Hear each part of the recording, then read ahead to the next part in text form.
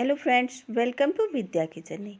आज हम लोग एनसीईआरटी का पूरा निचोड़ सुनेंगे और सुनते सुनते सारे प्रश्न हमको आसान लगने लगेंगे। एसएसटी के महत्वपूर्ण प्रश्न है जो पेपर 1 और 2 दोनों के लिए आपके लिए बहुत महत्वपूर्ण होगा। और सीटेट जिसका पेपर है, कोई भी हो, अगर वो पेपर देने के लिए तैयार है तो ये ऑडियो उसके लिए बहुत ही महत्वपूर्ण होगा। अगर यह ऑडियो आपको पसंद आए तो लाइक, शेयर और सब्सक्राइब ज़रूर करें। तो चलिए सुनते हैं। कौवे के घोंसले में लोहे के तार और लकड़ी की शाखाएं जैसी चीज भी होती हैं। कोयल अपने अंडे कौवे के घोंसले में देती है। इसमें दो प्रश्न तैयार हो जाता है। कौवे के घोंसले में कौवे का जो घोंसला होता है वो किन चीज़ों का बना होता है? तो तार और लकड़ी की शाखाएं, ये सब कौवे के घोंसले इसी से बनते हैं। कोयल अपने अंडे कहाँ देती है? तो कोयल अपने अंडे कौवे के घोंसले में देती है। कोयल खुद अपना घोंसला नहीं बनाती है। ये भी क्वेश्चन पूछा हुआ है कि कोयल कौन सा ऐसा पक्षी है जो अपना घोंसला नहीं बनाता है? तो वो कोयल ऐसी पक्षी है जो अपना घोंसला खुद नहीं बनाती है, बल्कि कौवे के घोंसले में अपना वो अंडे देती है। ठीक है। और सबसे ऊपर वाले टहनी पे कौवे अपने सबसे ऊपर वाली टहनी पे घोंसला बनाते हैं। इसमें हमारे 2-3 प्रश्न आसानी से हमको समझ में आ जाएंगे। पाख्ता पाख्ता कैक्टस के कांटों के बीच में मेहंदी की मेड़ में घोंसला बनाती है। पाख्ता ऐसी पक्षी है जो कैक्टस के कांटों के बीच में या मेहंदी के जो झाड़ी होती है उसमें घोंसला बनाती है। कौन सा है? कौन सी पक्षी? तो पाख्ता पक्षी है जो मेहंदी के मेड़ में यानी मेहंदी की जो झाड़ियाँ होती हैं उसमें घोंसला बनाती हैं और कैक्टस के कांटों के बीच में घोंसला बनाती हैं। कौन सी पक्षी है? तो पाख्ता, जिसका नाम है पाख्ता, वह कैक्टस के कांटों के बीच में और मेहंदी के झाड़ी में अपना घोंसला बनाती है। गौरैया कहीं भी घोंसला बना लेती है। जो गौरैया चिड़िया होती है वो कहीं भी घोंसला बना लेती है, चाहे अलमारी के ऊपर या किसी शीशे के पीछे यानी आईने के पीछे, या कबूतर भी ऐसे अपना घोंसला बनाती है। कबूतर भी किसी घर में अलमारी के पीछे या फिर कहीं भी कबूतर भी अपना घोंसला बनाता है। लेकिन ये पाख्ता ऐसा पक्षी है जो कैक्टस के कांटों के बीच और मेहंदी के झाड़ के बीच अपना घोंसला बनाती है। ये ऑडियो आपके लिए बहुत महत्वपूर्ण होगा। आप एक बार ज़रूर सुनिएगा और पूरा सुन के तब समझिएगा कि इसमें सारे प्रश्न आपके लिए बहुत ही महत्वपूर्ण होंगे। बसंत गौरी पेड़ के तने में छेद बनाकर उसमें अंडे देती है। बसंत गौरी एक पक्षी है जो पेड़ के तने में छेद करके उसमें अंडे देती है, अंडे रखती है। बसंत गौरी एक पक्षी है जो पेड़ के तने में छेद बनाकर उसमें अंडे देती है। दार्जिन जो एक चिड़िया होती है वह अपनी नुकीली चोंच से पत्तों को सी लेती है। दार्जिलिंग ऐसी चिड़िया है जो, इसमें पूछा जा सकता है कि कौन सी चिड़िया है जो अपनी चोंच से पत्तों को सी लेती है? तो दार्जिन ऐसी चिड़िया है जो अपनी चोंच से पत्तों को सीती है और उसके बीच में बनी थैली को अंडे देने के लिए तैयार करती है। जो वो पत्ते को सिलती है उसमें वह अंडे रखने के लिए तैयार करती है। ठीक है। शक्कर खोरा ऐसी छोटी पेड़ या झाड़ी की डाली पर अपना लटकता रहता है। शक्कर खोरा एक ऐसा वो है जो कि छोटे पेड़ पर, झाड़ी पर, डाली पर लटकता है। शक्कर खोरा कहाँ अपना घोंसला बनाता है? शक्कर खोरा वो घोंसला बनाते हैं डाल पर, रुई पेड़ की छाल पर और कपड़ों के टुकड़े से अपना घोंसला बनाता है। घोंसला वो किस चीज़ों का बनाता है? जो शक्कर खोरा पक्षी है वो किससे अपना घोंसला बनाता है? तो बाल से, रुई से, पेड़ की छाल से और कपड़ों के टुकड़े से, इन सब से शक्कर खोरा अपनी क्या नीड बनाता है यानी घोंसला बनाता है। बीबर पक्षियों में सभी नर बीबर अपने अपने घोंसले बनाते हैं। बीबर पक्षियों में सभी जो नर बीबर होते हैं अपने अपने घोंसले बनाते हैं। मादा बीबर उन सभी घोंसलों को देखती है। जो नर होते हैं वो घोंसला बनाते हैं और जो मादा होते हैं वो घोंसलों को देखते हैं और उनको अच्छा लगता है उसमें वह अंडा देती हैं। जो बीबर पक्षी होती हैं वो जो घोंसला उनको अच्छा लगता है उसी में वह अंडे देती हैं। गाय के जो आगे के दांत होते हैं वो पत्तों को काटने के लिए या घास चबाने के काम आते हैं, चबाने के लिए होते हैं। गाय के जो आगे के दांत होते हैं वो छोटे होते हैं। एक प्रश्न ये बन गया कि गाय के आगे के दांत कैसे होते हैं, तो छोटे होते हैं। पत्तों को काटने के लिए, घास या चबाने के लिए जो गाय होती हैं वो पीछे के दांतों को प्रयोग में लाती हैं। और पीछे के दांत कैसे होते हैं, वो चपटे होते हैं। पीछे के जो दांत होते हैं वो चपटे होते हैं। गाय के आगे के दांत छोटे होते हैं जबकि पीछे के दांत चपटे होते हैं, जिनको घास को चबाने के लिए प्रयोग किया जाता है। बिल्ली के दांत नुकीले होते हैं। बिल्ली के दांत कैसे होते हैं, वो नुकीले होते हैं। सारी एनसीईआरटी की ये निचोड़ है। आप इसको एक बार सुनेंगे तो सब कुछ समझ में आ जाएगा। एक बार समझ में ना आए तो 2-3 बार आप इसको सुन सकते हैं। बिल्ली के दांत नुकीले होते हैं। बिल्ली के दांत कैसे होते हैं, तो नुकीले होते हैं, जो मांस फाड़ने के काम आते हैं। बिल्ली के दांत नुकीले होते हैं जो मांस फाड़ने के काम आते हैं। गिलहरी के दांत हमेशा बढ़ते रहते हैं। किसके दांत हमेशा बढ़ते रहते हैं, तो गिलहरी के दांत हमेशा बढ़ते रहते हैं।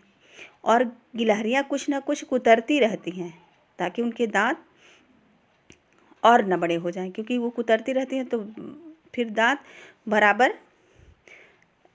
हो जाते हैं। जैसे गिलहरी के दांत हमेशा बढ़ते रहते हैं। दांत जैसे नाखून बढ़ता है तो आप काटते हैं फिर बराबर हो जाता है, उसी तरह दांतों से काटना और कुतरने के कारण उसके दांत फिर घिसते रहते हैं।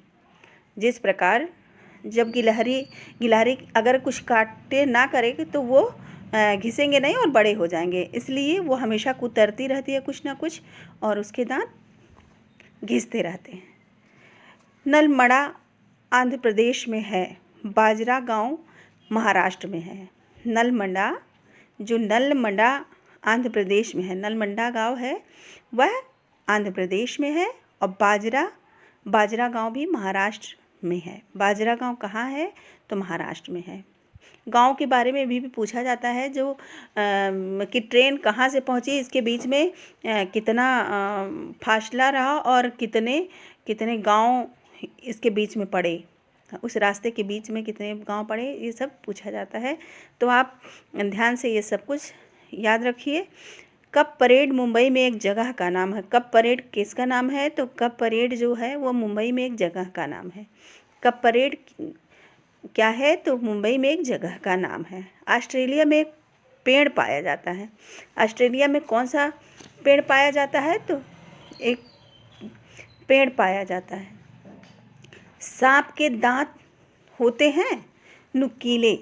सांप के दांत कैसे होते हैं, तो नुकीले होते हैं, पर वह अपना शिकार चबाता है नहीं, क्योंकि वह अपना शिकार निगलता है। सांप के पास दांत नहीं होते हैं, सांप के पास दांत होते हैं, नुकीले हैं, पर वह अपना शिकार क्या करता है, वो निगल जाता है। वो सांप अपना जो शिकार होता है, जो जिसको खाना चाहता है, किसी मेढक को या किसी छोटे जीव को, तो वो निगल जाता है। पंचमबल्ली ज़िले में ज़्यादातर परिवार बुनकर हैं।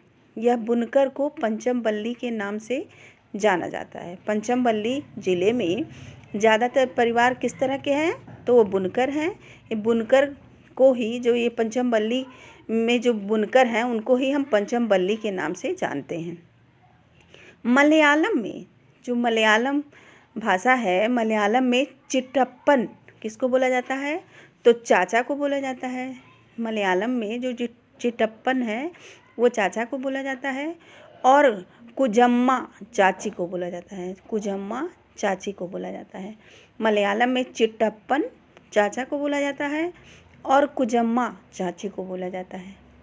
अबू धाबी में रुपये को दिहरम बोलते हैं। अबू धाबी में जो रुपये हैं उसको हम दिहरम के नाम से जानते हैं। अबू धाबी में रुपये को दिहरम बोलते हैं। सांप जमीन के कंपन से सुनते हैं। सॉरी फ्रेंड्स,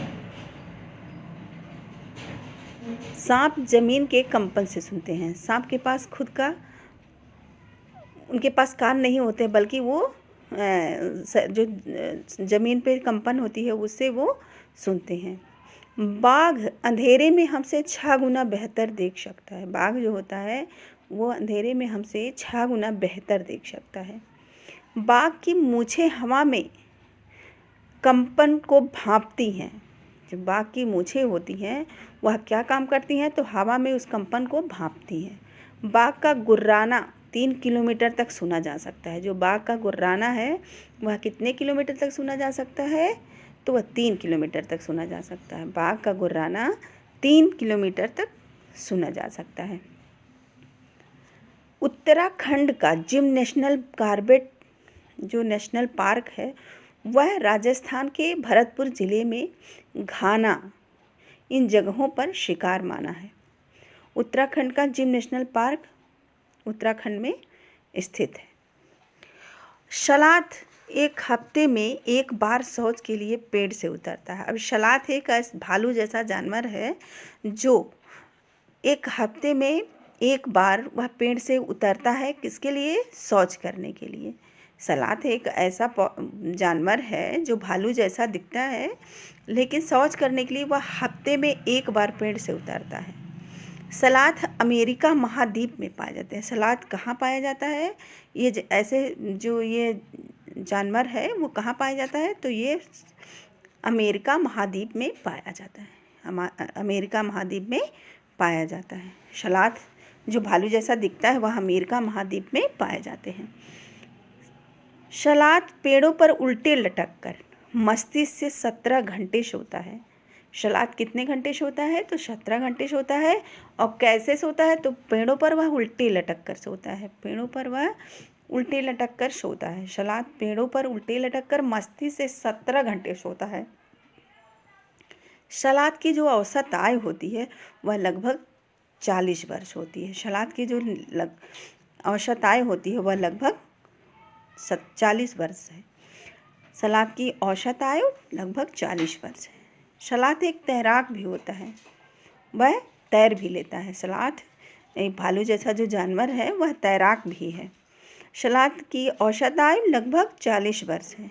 शलाथ अपने पूरे जीवन में लगभग 7 से 8 पेड़ों पर ही रहता है। शलाथ जो होता है वह अपने पूरे जीवन में लगभग 7 से 8 पेड़ों पर ही रहता है। शलाथ भालू जैसा दिखने वाला जो जीव है, जो जानवर है, सॉरी फ्रेंड्स, जो जानवर है वह शलाथ जो है वो 7 से 8 पेड़ों पर ही पूरे अपने जीवन काल में रहता है। पूरे जीवन काल में 7-8 पेड़ों पर ही वह रहता है। सांप रेंगने वाला सरीसृप प्रजाति का जीव है। जो सांप होता है वह रेंगने वाला सरीसृप प्रजाति का जीव है। भारत में 4 प्रकार के सांप पाए जाते हैं। जो भारत में सांप पाए जाते हैं वो 4 प्रकार के पाए जाते हैं। नंबर 1 नाग या किंग, नंबर 1 नाग या किंग, नंबर 2 कुवैत, नंबर 3 अफाई, नंबर 4 दुबोइया। नंबर 1 नाग या किंग, नंबर 2 कुवैत, नंबर 3 अफाई, नंबर 4 दुबोइया। सांप के 2 दांत विषैले होते हैं। सांप के जो 2 दांत होते हैं वह विषैले होते हैं, जिसके माध्यम से सांप विष या जहर को किसी जीव या अन्य जीवों में प्रवेश कराता है। सांप के 2 दांत नुकीले विषैले होते हैं, जिनके माध्यम से सांप विष या जहर को किसी जीव या अन्य जीव में प्रवेश कराता है।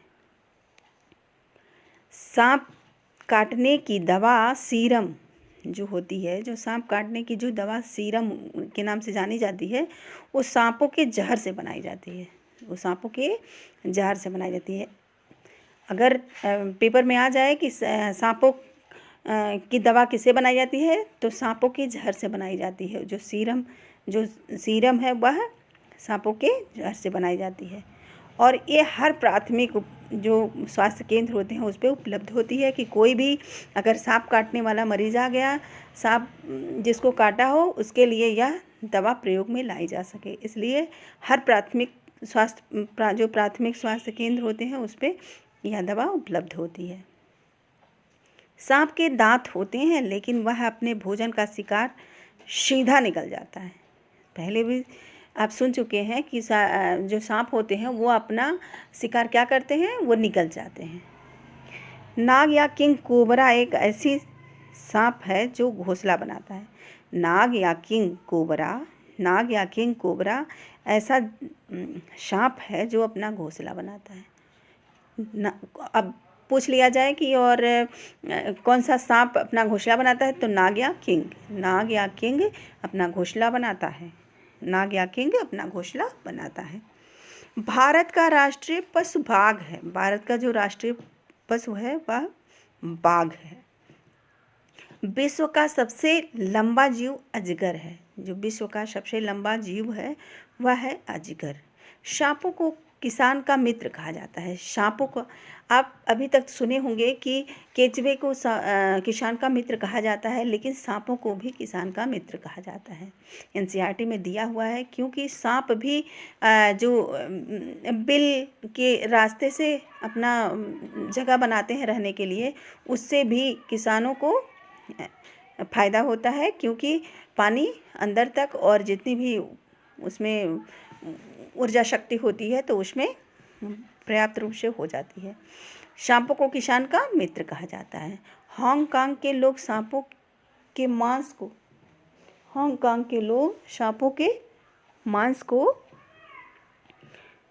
खाते हैं।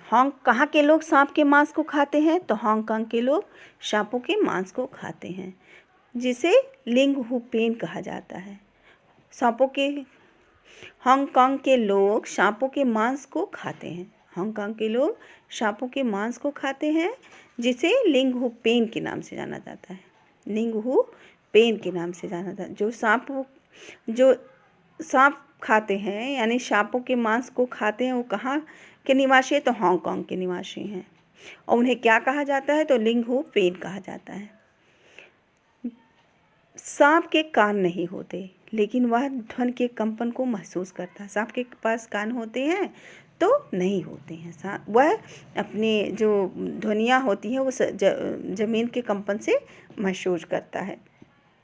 विश्व में सबसे अधिक सांप विषुवत रेखीय क्षेत्रों में पाए जाते हैं। विश्व में सबसे अधिक सांप कहाँ पाए जाते हैं, तो विषुवत रेखीय क्षेत्रों में पाए जाते हैं। विषुवत रेखीय क्षेत्रों में पाए जाते हैं। सांप के कान नहीं होते हैं। सांप के कान नहीं होते हैं। और सांप कहाँ पाया जाता है, तो विषुवत रेखीय क्षेत्रों में पाए जाते हैं। विश्व में सबसे अधिक सांप कहाँ पाए जाते हैं, तो विषुवत रेखीय क्षेत्रों में पाए जाते हैं। भारत में सर्वाधिक बाघ मध्य प्रदेश में पाए जाते हैं। भारत में सर्वाधिक जो बाघ हैं वो कहाँ पाए जाते हैं, तो मध्य प्रदेश में पाए जाते हैं। इसलिए एमपी को टाइगर स्टेट भी कहा जाता है। इसीलिए ये मध्य प्रदेश को टाइगर स्टेट के नाम से भी जाना जाता है। टाइगर स्टेट के नाम से किसको जाना जाता है, तो मध्य प्रदेश को जाना जाता है। और सर्वाधिक बाघ किस प्रदेश में पाए जाते हैं, तो मध्य प्रदेश में पाए जाते हैं। तो भारत में सर्वाधिक बाघ जो पाए जाते हैं वो मध्य प्रदेश में पाए जाते हैं। बाघ के शरीर पर काली और पीली धारियाँ पाई जाती है। बाघ के शरीर पर कैसी धारियाँ पाई जाती हैं, तो पीली और काली धारियाँ पाई जाती हैं। बाघ के शरीर पर पीली और काली धारियाँ पाई जाती हैं। रस्सी का पुल और बांस का पुल असम में मिलता है। जो रस्सी का पुल और बांस का पुल होता है वो कहाँ किस जगह का पुल है, तो असम में।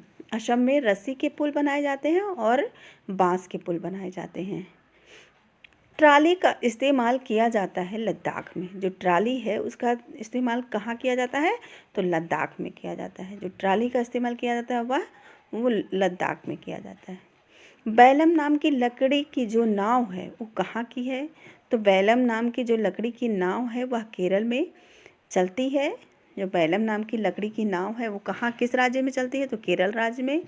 और अक्सर पूछा जाता है कि बैलम नाम की किसकी नाव है, तो लकड़ी की नाव है, और वह किस राज्य में चलती है, तो केरल राज्य में चलती है।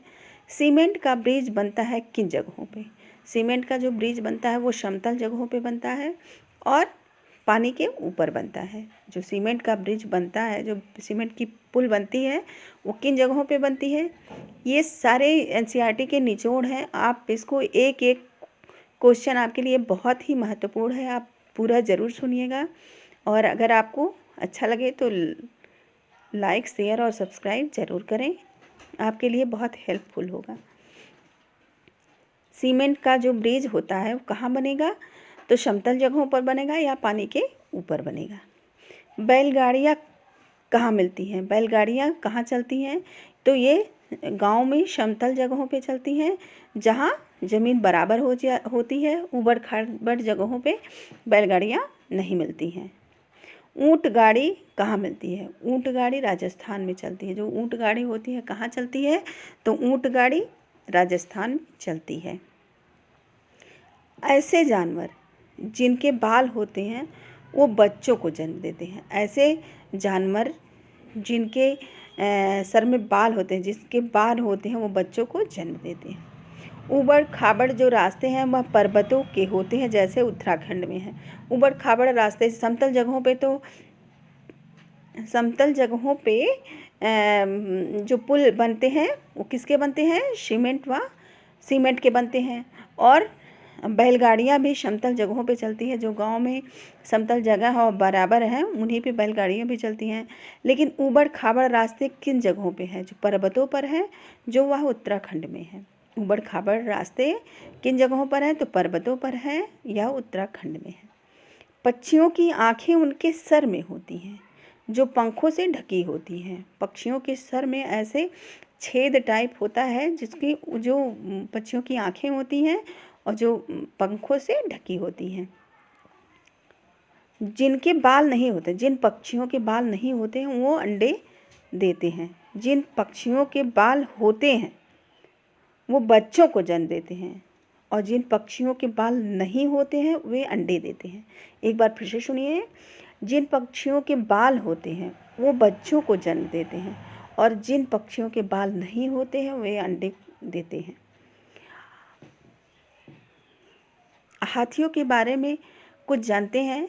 हाथियों के झुंड की जो सबसे बड़ी मादा हाथी होती है, जो हथनी होती है, वही उसकी सरदार होती है। जो हाथियों का झुंड होता है उसमें जो हथनी होती है, जो सबसे बड़ी जो बूढ़ी हथनी होती है, वही उसकी सरदार होती है। एक दिन में ये जो हाथी होते हैं वो एक दिन में 100 ग्राम घास और फूस खाते हैं। जो हाथी होते हैं वो एक दिन में 100 ग्राम घास फूस खाते हैं। एक दिन में कितने खाते हैं? तो 100 ग्राम घास फूस खाते हैं। जब कोई नर हाथी 14 या 15 वर्ष के होते हैं तो वह झुंड से निकाल दिए जाते हैं। ये जो पूरा झुंड होता है, हाथियों का जो पूरा झुंड होता है, उसमें सबसे बूढ़ी जो मादा हाथी होती है यानी हथनी होती है, उसको वहाँ का सरदार बनाया जाता है। उसको वहाँ, और उसमें जितने भी नर हाथी होते हैं 14 से 15 साल के हुए तो उन्हें उस झुंड से निकाल दिया जाता है।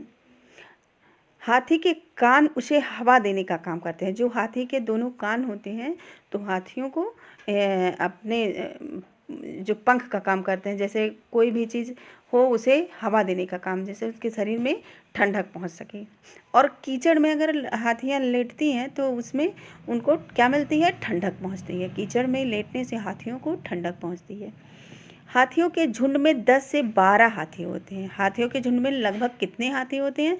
तो 10 से 12 हाथी होते हैं। जो हाथियों की झुंड होती है, जो हाथियों की झुंड होती है, उसमें कितने उस झुंड में कितने हाथी होते हैं? तो 10 से 12 होते हैं। अब बिश्नोई लोग रहते थे खेजाड़ी राजस्थान में। बिश्नोई लोग कहाँ रहते थे? तो खेजाड़ी में रहते थे, जो राजस्थान में है। बिश्नोई लोग रहते थे खेजाड़ी में, जो राजस्थान में है। 300 साल के पहले की बात है ये। 300 साल पहले की बात है। और यहाँ मकान लकड़ी के बनाए जाते थे। यहाँ जब मकान बनाए जाते वो लकड़ी के बनाए जाते थे, और ये 300 साल पहले की बात है। खेजाड़ी गांव राजस्थान में। खेजाड़ी गांव कहाँ है? अगर प्रश्न आ गया तो खेजाड़ी गांव किस जगह है? राजस्थान में, मध्य प्रदेश, और ऐसे 2 प्रदेशों के नाम दे दिए गए। तो आप किसको चुनेंगे? तो खेजाड़ी गांव जो है वो राजस्थान में है, जोधपुर के पास है। या किसके पास है? जोधपुर के पास है, और राजस्थान में है खेजाड़ी गांव। ठीक है। अगर पूछ लिया जाए कि राजस्थान के में किसके पास है, तो जोधपुर के पास है। जोधपुर के पास खेजाड़ी गांव राजस्थान में है, जोधपुर के पास है जो। खेजाड़ी के वृक्ष में पानी की ज़रूरत नहीं पड़ती। खेजाड़ी के वृक्ष में पानी की ज़रूरत नहीं पड़ती है। और राजस्थान में पानी की मात्रा बहुत कम है, पानी कम पाया जाता है राजस्थान में, तो खेजाड़ी के वृक्ष में पानी की ज़्यादा आवश्यकता नहीं होती है, तो इसलिए खेजाड़ी के वृक्ष राजस्थान में पाए जाते हैं। अब कोझिकोड गांव या कहाँ है? कोझिकोड गांव है जो, ये किस जगह है? तो कोझिकोड गांव है या केरला में है? कोझिकोड गांव या केरला में है? कच्छ गुजरात में है। कच्छ कहाँ है? तो कच्छ गुजरात में है। गांधी धाम कच्छ में है। गांधी धाम कहाँ है? तो कच्छ में है। और कच्छ कहाँ है? तो गुजरात में है। और कोझिखेड़ा गांव कहाँ है? तो केरला में है। एक एक क्वेश्चन बहुत ही महत्वपूर्ण है, आप पूरा ज़रूर सुनिएगा। कोझिखेड़ा गांव कहाँ है? तो केरल में है। कोझिखेड़ा गांव केरल में है। कच्छ गुजरात में है। गांधी धाम कच्छ में है। और गुजरात में ढोकला खाते हैं लोग। गुजरात में कौन सा डिश खाते हैं? तो ढोकला खाते हैं। नींबू और चावल का भी प्रयोग करते हैं। कहाँ? गुजरात में। गुजरात में नींबू और चावल का प्रयोग करते हैं तथा ढोकला खाते हैं। अहमदाबाद और वलसाड शहर गुजरात में है। अहमदाबाद और वलसाड शहर किस राज्य में है? तो गुजरात राज्य में है। अहमदाबाद और वलसाड शहर गुजरात में है। अहमदाबाद और वलसाड शहर कहाँ है? तो गुजरात में है। मडगांव कहाँ है? तो मडगांव गोवा में है। मडगांव गोवा में है। मडगांव कहाँ है? तो मडगांव गोवा में है। कोझिकोडे यह केरला में है। कोझिकोडे गांव ये केरला में है। कोझिकोडे गांव ये केरला में है। और 92 सुरंगें तथा 2000 पुल हैं गोवा से लेकर केरला तक। गोवा से लेकर केरला तक जाने में कितनी सुरंगें और कितने पुल हैं, ये भी पूछा जाता है। और सीटेट का पूछा हुआ प्रश्न है, गोवा से लेकर केरला तक कितनी सुरंगें पड़ेंगी? तो 92 सुरंगें पड़ेंगी। और गोवा से लेकर केरला तक जाने में कितने पुल पड़ेंगे? तो 2000 पुल पड़ेंगे। इसको एक बार फिर से सुनते हैं। गोवा से लेकर केरला तक जाने में कितनी सुरंगें पड़ेंगी? तो 92 सुरंगें पड़ेंगी तथा 2000 पुल पड़ेंगे। गोवा से लेकर केरला तक जाने में कितने पुल पड़ेंगे? तो 2000 पुल पड़ेंगे। गुजरात से लेकर केरला जाने में 3 राज्यों को पार करना पड़ता है। गुजरात से जब केरला तक हम जाएंगे तो कितने राज्यों को हमको पार करना पड़ेगा? तो वो 3 राज्यों को पार करना पड़ेगा। अब वो 3 राज्य कौन कौन से हैं उसको एक बार सुन लीजिए, तो आपको पेपर में देखते ही और याद आ जाएगा कि यही यही था, और आपको मेरी बात याद आ जाएगी। तो महाराष्ट्र, गोवा, कर्नाटका। महाराष्ट्र, कर्नाटका और गोवा। महाराष्ट्र, गोवा, कर्नाटका। गुजरात से लेकर केरला जाने में 3 राज्य को पार करना पड़ेगा। कौन कौन? महाराष्ट्र, गोवा, कर्नाटका। महाराष्ट्र, गोवा, कर्नाटका। महाराष्ट्र, गोवा, कर्नाटका। गुजरात से लेकर केरल जाने में 3 राज्यों को पार करना पड़ेगा। महाराष्ट्र, गोवा और कर्नाटका। कोझिकोड एक शहर है, यह कहाँ है? केरला में है। ये 2-3 बार इसलिए हो गया क्योंकि ये बहुत ही महत्वपूर्ण है, अक्सर पूछा जाता है तो हम कंफ्यूज हो जाते हैं। तो कोझिकोड एक शहर है जो केरला राज्य में है और यह दक्षिण भारत में है। यह दक्षिण भारत में है। केरला राज्य दक्षिण भारत में है। खेजाड़ी के वृक्ष में पानी की ज़रूरत नहीं पड़ती। ये तो पता है कि खेजाड़ी के वृक्ष कहाँ पाए जाते हैं? राजस्थान में, और इसमें पानी की ज़रूरत बहुत कम पड़ती है। अब मधुमक्खियों में जो रानी मधुमक्खी होती है, मधुमक्खियों के बारे में जान लेते हैं। मधुमक्खियों में जो रानी मक्खी होती है वह अंडे देती है। जो मधुमक्खियाँ होती हैं उसमें रानी मक्खी अंडे देती हैं। और कितनी मधुमक्खियों में रानी मक्खी कितनी मक्खी होती है? वो एक मक्खी होती है, एक रानी मक्खी होती है। और सब मधुमक्खियाँ जो होती हैं वो उसकी सेवक होती हैं। और मधुमक्खियाँ अंडे देती हैं अक्टूबर से दिसंबर तक। मधुमक्खियाँ कब अंडे देती हैं? तो अक्टूबर से दिसंबर तक। ये सीटेट का पूछा हुआ प्रश्न है कि मधुमक्खियाँ कब अंडे देती हैं? तो इसका समय है अक्टूबर से दिसंबर तक। मधुमक्खियाँ जब अंडे देती हैं वो समय है अक्टूबर से दिसंबर तक। कुछ मधुमक्खियाँ होती हैं जो काम करती हैं, कुछ मधुमक्खियाँ काम करती हैं। केवल एक रानी मधुमक्खी होती है जो अंडे देती है और मधुमक्खियाँ काम करती हैं, और जो नर मधुमक्खियाँ होती हैं वो काम बिल्कुल नहीं करती। जो नर मधुमक्खियाँ होती हैं वो काम नहीं करती हैं, और जो रानी मधुमक्खी होती है वो अंडे देती है, और जितनी ही मधुमक्खियाँ होती हैं वो उनके सेवक के रूप में कार्य करती हैं। ये रहे कुछ हमारे एसएसटी के महत्वपूर्ण प्रश्न, और एक पूरे प्रश्न एनसीईआरटी बेस पे हैं। फ्रेंड्स, ये आपके लिए ज़रा सा भी हेल्प करें तो आप लाइक, शेयर और सब्सक्राइब ज़रूर करें, ज़्यादा से ज़्यादा शेयर करें। और अगर आपको यह मेरा प्रयास थोड़ा भी अच्छा लग रहा है तो आप इसको ज़्यादा से ज़्यादा शेयर करें। और थैंक यू पूरा ऑडियो सुनने के लिए। आपका बहुत बहुत बहुत धन्यवाद।